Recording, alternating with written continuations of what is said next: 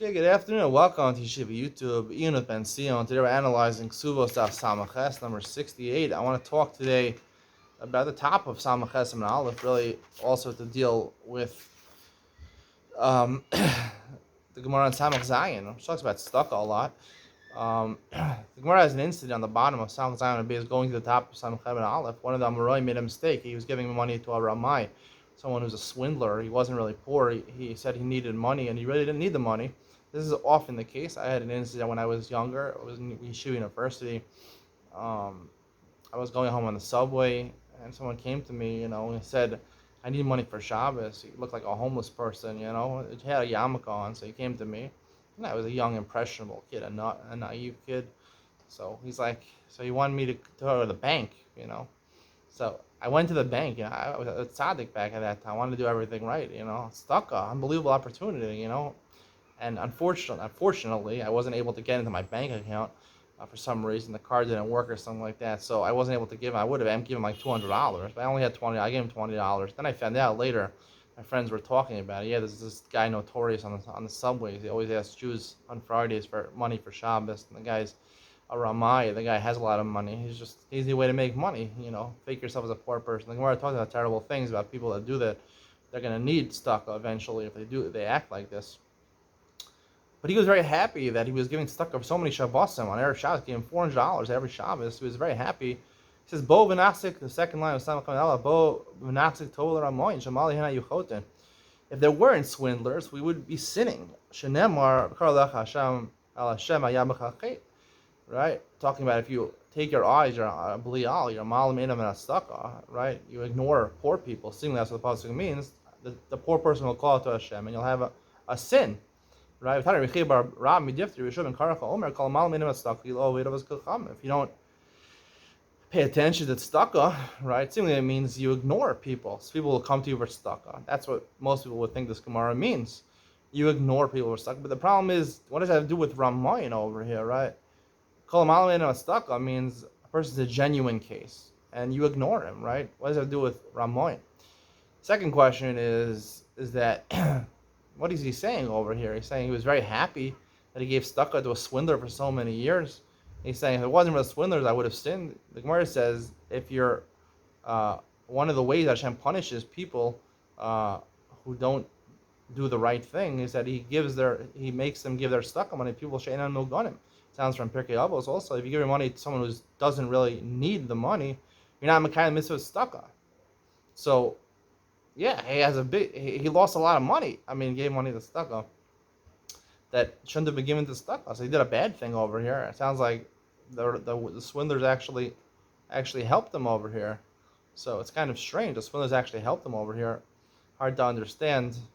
So I like to say like this, that when it comes to mitzvah of stucco, yes, there are swindlers also. But the fact that a swindler also makes you investigate your philanthropy. I can't say the word. Yeah, your philanthropy. It makes you investigate your philanthropy and to pay attention to it, right? There's a lot of rich people out there. People come to shul. You give them some money. They come to your door. You give them some money. You don't investigate whether the person really needs it. Who needs the money? Where should my stuff money be going? People who are rich people have a lot of money to give away, so they probably look into it. Or some don't. But most people, even if you don't have so much money to give away, person comes to shul. He makes a plea in front of Tzibur. He gets up on the bima, he starts crying. You give him money, right? People ask on Purim, you just call Poshet Yad Nosim, you give him money. People don't generally look into who they're giving their tzedakah to. I mean, meiser money sometimes you want to give to people in your family that are not doing so well, but in general, people are not so careful with investigating who they're giving their money to.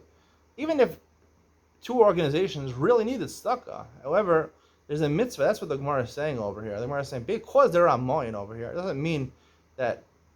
It means to say since there's a amoyin there, you should investigate who you give a tzedakah to make sure you don't give it to a ramai, because you're not going to get a mitzvah if you give it to a ramai.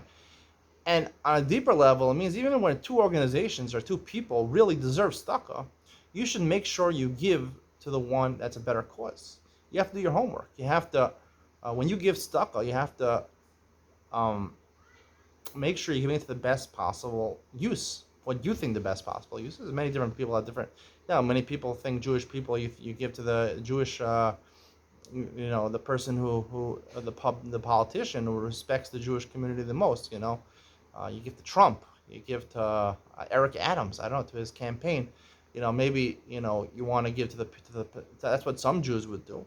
Other Jews, want to give to yeshivas. They want to give to mostos to help out Talmud Torah. They want to give to a kollel. They think that's the best possible sukkah. Some people think stuck to a kollel is the best possible sukkah. Some people think the politician is the best possible sukkah. Which one's right? That's what the Gemara is saying. You have to figure out which one's right. It's not just an easy decision. Don't just think you give money to a poor person, you did the mitzvah. No. Just like every other mitzvah, you have to make decisions and make the right decision in every mitzvah. Also, when it comes to sukkah, you have to decide. You give the money to a politician, you give the money to a kollel. Maybe something in between. Maybe a poor person who just, in the community. Like, there's halachas. I need yercha kodmi. You're supposed to give people from your community. You have to find out and really investigate. Even if there are two needy causes, you have to give to the one, make the right decision that really deserves the money more, which has kedima in the money. There are certain halachas and stuff. Assuming you're following the halachas, there's still ways of evaluating. Like any other decision in the world, you have to evaluate pros versus cons. I want to say also, maybe that's the Gemara says. The Gemara says that Akdimu Ben Gurion, a couple of days ago, says he lost his entire wealth. His daughter had to take barley seeds from the dung of animals because she lost all her huge dowry from her father.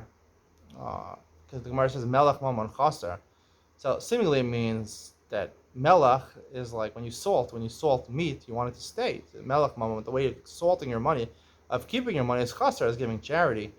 I like to say no. That generally, like, meat is eaten best when it's fresh. When you salt it, when you refrigerate something, you ruin the quality. When you put fine chocolate in your refrigerator, it might last longer, but it's going to take away from the quality. So, same thing when it comes to your money over there. If you're melech mamon chaser, the way of ruining your money, I say the opposite. Melech mamon chaser. If you want to salt it away and try to hold on to it by chaser, just dispersing of it, like he said, like he would walk to the base medrash, and people would take the Persian rugs from around us. He didn't care who got it. A lot of these tzaddikim, people just give tzedakah to throw it. Some of these examples the Gemara gives, he used to throw money in the neighborhood of poor people. He didn't even see who got it. I don't know if that's recommended, to be honest with you. Just chaser, just getting rid of your money, or doing chesed. The second opinion, chesed, just running around doing chesed. I've talked about vehemently opposed to just doing chesed for no reason. Milas chasadim is an integral part of the Torah. If you got a favor done for you, you got to pay it back. That's part of being yashar. This is the pasuk. The pasuk says, the pasuk over here by tzedakah, it says, I think it says the word yashar over here. I don't know. Either way, you have to be a yashar person. You have to be a fair person. Part of that is deciding who gets the tzedakah, who gets the chesed. It should be gemilas chasadim, and you shouldn't just give money arbitrarily to people. You should make sure you give it to the right person, and make the right decision. What should be continue? Should kollels be continuing and thriving? They just had a big event in Philadelphia at Wells Fargo Center to up the pay of Lakewood Avreichim to $1,000 a month. It used to be $350 a month. Is that the best way to spend your money, or is it better to give it to regular people to help them earn their business, get started, and earn a proper living? That's the decision you have to make. I alluded to what decision I would make over there. Hope you enjoyed today's share. See you in the next one.